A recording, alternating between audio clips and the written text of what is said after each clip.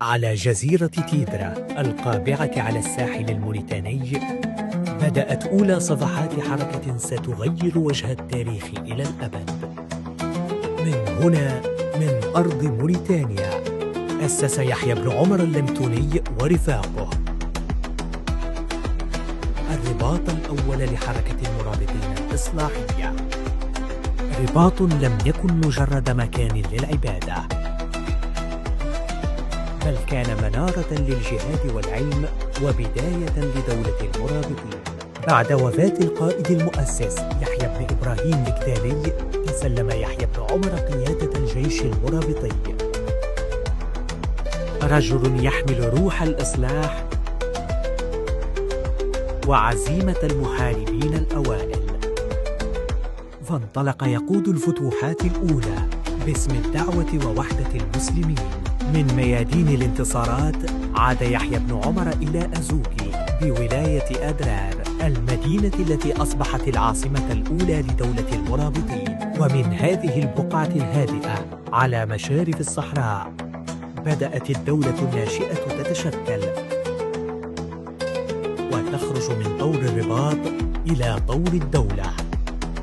لكن طريق البناء لم يكن سهلاً، ففي طريق عودته من إحدى حملات الفتح خاض يحيى بن عمر معركة طبريلة، معركة ستلقي بظلالها على مستقبل الدولة.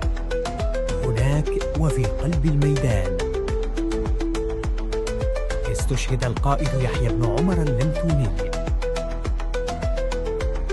بعد أن وضع حجر الأساس لأول مشروع سياسي عسكري في تاريخ الصحراء الموريتانية. دفن الأمير قرب أوجفت في ولاية أدرار، حيث لا يزال ضريحه اليوم شاهداً على عصر أسس فيه الصالحون والفرسان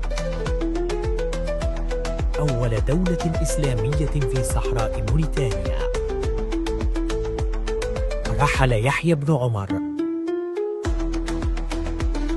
لكن الرباط الذي وضع حجره الأول تحول إلى دولة عظيمة ستحمل اسم المرابطين